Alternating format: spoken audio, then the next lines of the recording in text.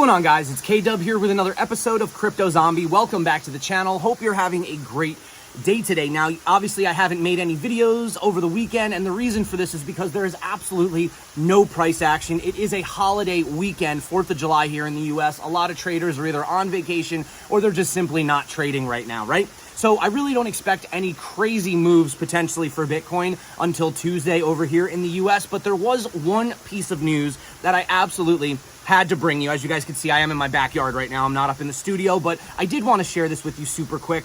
And that is the fact that we had the Bank of International Settlements actually allowing banks to keep 1% of their reserves in crypto assets like Bitcoin. Now, you can see there was this post right here from Duo9 that was going quite viral over on Twitter. And he says, Bitcoin just won. Won what?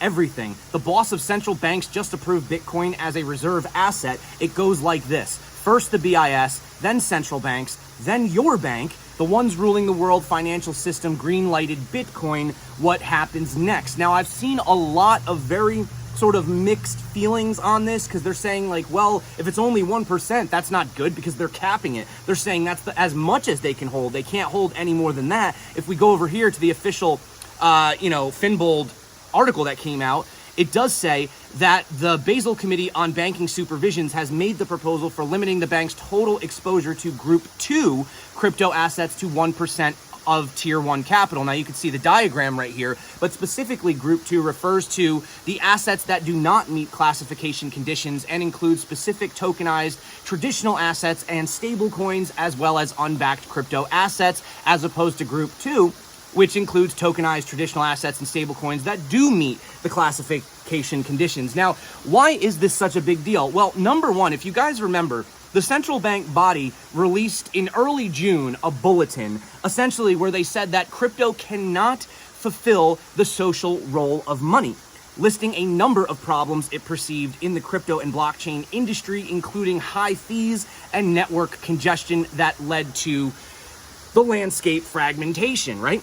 But we can take this with a grain of salt and realize that this is actually good for Bitcoin because, for example, like just what the doctor ordered pointed out, to mention Bitcoin as a reserve asset in general is massive. It is huge. So just think about this, right? 1% of world wealth is now around 9 trillion USD. So if you factor that in, that's about an 18x if you consider the US dollars of just that 1%, which would bring it up to almost the valuation of gold. And if you just do the math from the price today, that puts Bitcoin somewhere in the ballpark of around $342,000 per coin, right?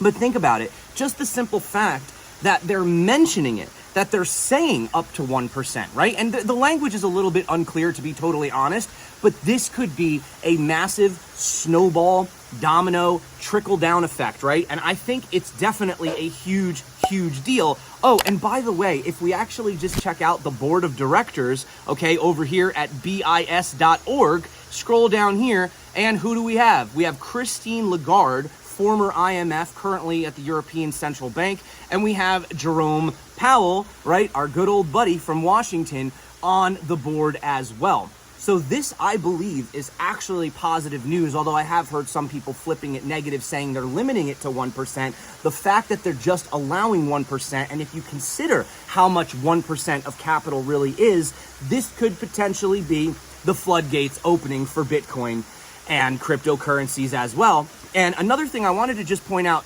super quick, if we come over to this article from Crypto News, they say under the new proposal, the rules are more flexible for crypto assets where a derivative such as a future market or an exchange traded fund exists, which gives banks the ability to hedge their exposure. Now, we don't have a spot Bitcoin ETF, but we do have access to different types of ETPs in Bitcoin and Ethereum futures, right? They say they are now seeking comments on the proposed rules with a deadline at the end of September. So, guys, I know that things can seem like they're rough right now. And, if you're going through a bear market for your first time, it seems like the end of the world. It seems like doom and gloom. It seems like we should just throw in the towel.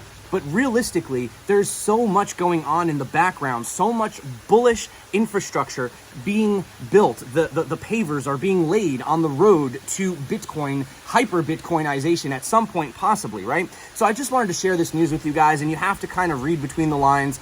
It can get a little depressing looking at price, but just know that, you know, anytime historically, if we've ever had Bitcoin go into these types of bear markets, we usually do have that ultimate bottoming out sometime 6 to 8 months from where we are right now, if you consider that we've already been going downwards and sideways for 6 months. Or maybe you think that the bear market started in 2021, which in that case brings us even closer.